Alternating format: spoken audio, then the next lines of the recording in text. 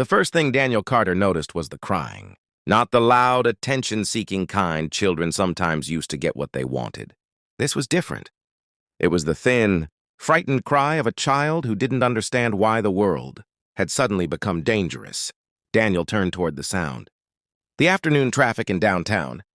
Chicago moved like a restless river around him. Car horns, bus brakes hissing. People rushing across crosswalks with coffee cups and phones pressed to their ears. At first, no one else seemed to notice. Or maybe they noticed and kept walking. In a city of nearly 3 million people, it was easy to assume someone else would handle a problem. Daniel wasn't someone else. He shifted the small grocery bag in his hand and scanned the street until he spotted the source. A little girl stood alone on the corner near the subway entrance. She couldn't have been older than 5. Her pink backpack hung crookedly from one shoulder, and her tiny hands wiped at tears that refused to stop. Daniel's heart tightened. He had seen that kind of fear before. He saw it every time his daughter Emma woke from a nightmare. Emma. The thought of her made his chest ache. She was 8 now, old enough to pretend she was brave, but young enough to still slip her hand into his whenever they crossed a busy street. Raising her alone had changed everything about Daniel's life. 3 years earlier, cancer had taken his wife, Sarah, in a hospital room that smelled like antiseptic and broken promises. Since then, every decision Daniel made began and ended with one question. What would keep Emma safe? He walked toward the crying girl slowly, crouching down a few feet away so he wouldn't scare her. "Hey," he said gently. "Are you lost?" The girl sniffed hard and nodded. "My mom. I can't find my mom." Daniel glanced around the crowded sidewalk. No frantic parent. No one searching. Just strangers rushing through their own lives. "What's your name?" he asked. "Lily."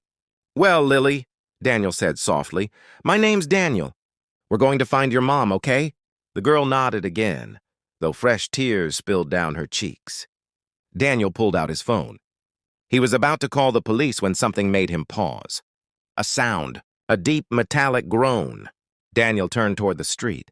A city bus was barreling toward the intersection, but something was wrong. The bus wasn't slowing down. People on the crosswalk began to notice. Confused faces turned into alarm. The bus driver's hands slammed against the wheel. The brakes screamed but didn't catch. The vehicle was heading straight toward the crowded corner.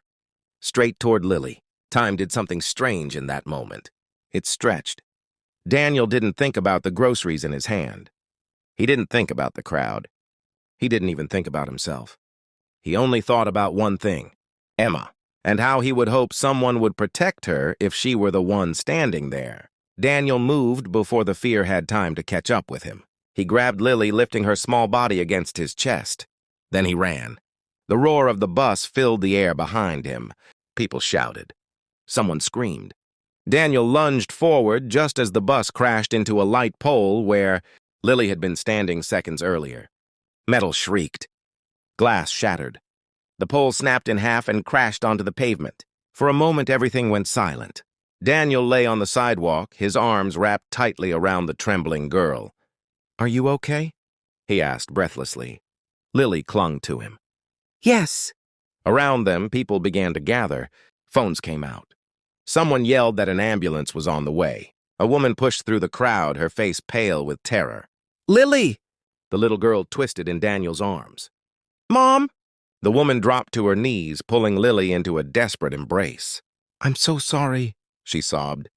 "I turned around for 1 second and—" Her voice broke as she looked up at Daniel. "You saved her." Daniel rubbed the back of his neck, suddenly uncomfortable with the attention.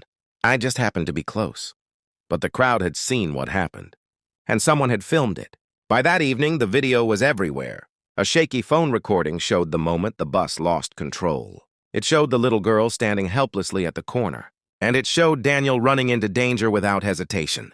News stations replayed the footage over and over. Headlines appeared online. "Single dad risks life to save, child from runaway bus." Reporters camped outside Daniel's modest apartment building. Neighbors knocked on his door with casseroles and awkward congratulations. But Daniel didn't feel like a hero. He felt like a dad who had simply done what any parent would do.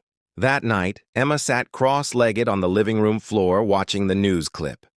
"Daddy," she whispered. "Yeah?" You were really brave. Daniel smiled faintly. I was really scared. Emma tilted her head. But you did it anyway.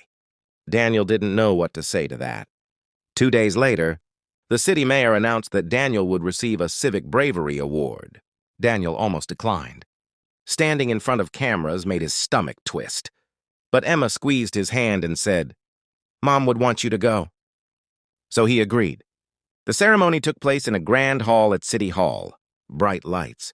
News cameras.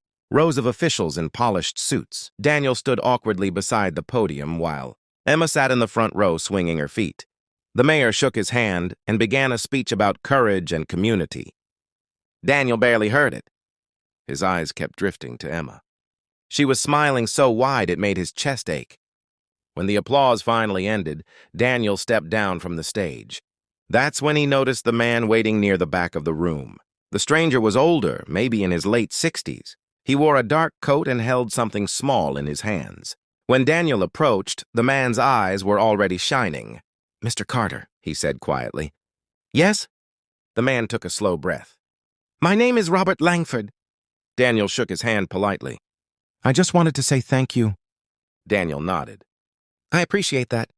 But Robert didn't leave. Instead, he held out the object in his hands. It was a small, worn photograph. Daniel frowned slightly as he took it. The picture showed a young woman standing beside a playground. Her hair lifted in the wind, her smile bright and familiar. Daniel felt the air leave his lungs. Sarah. Robert's voice trembled. She was my daughter. The room suddenly felt very small. Daniel stared at him, stunned. You're Sarah's father? Robert nodded slowly. I haven't seen you since the funeral. Daniel swallowed hard. The truth was complicated. Sarah and her father had been estranged for years before her death. Arguments, pride, words that couldn't be taken back. When Sarah died, Robert had stayed away, and Daniel had never known how to reach out. I didn't think you wanted to see us, Daniel said quietly. Robert looked down at the floor. I didn't think I deserved to. He glanced toward Emma, who was now walking over. But when I saw the news, when I saw what you did for that little girl, his voice cracked. I realized something. Emma slipped her hand into Daniel's. Robert knelt so he was eye level with her. You must be Emma. She nodded shyly. Robert smiled through his tears. You look just like your mother. Emma looked up at Daniel. Daddy, who is he? Daniel hesitated. Before he could answer, Robert spoke softly. I'm your grandfather. Emma's eyes widened. For a moment, no one moved. Then Emma did something none of the adults expected. She stepped forward and hugged him. Robert froze in shock before slowly wrapping his arms around her. Tears slipped down his face. Daniel felt something loosen in his chest, something that had been tight for years. Later that evening, the three of them sat together in a quiet diner down the street. Emma talked non-stop about school and her favorite cartoons. Robert listened like a man trying to memorize every second. At one point, he looked at Daniel. I spent years believing the world had become smaller after I lost my daughter, he said. But today I realized something. Daniel raised an eyebrow. What's that? Robert smiled faintly. Kindness doesn't just save lives. He glanced at Emma, laughing beside them. Sometimes it rebuilds families. Daniel looked at his daughter, then at the man who had once been a stranger. The city might remember him as the father who ran toward danger. But as Emma reached for his hand and Robert's at the same time, Daniel realized something far more important. Sometimes the bravest thing a person can do is open the door for someone to come home.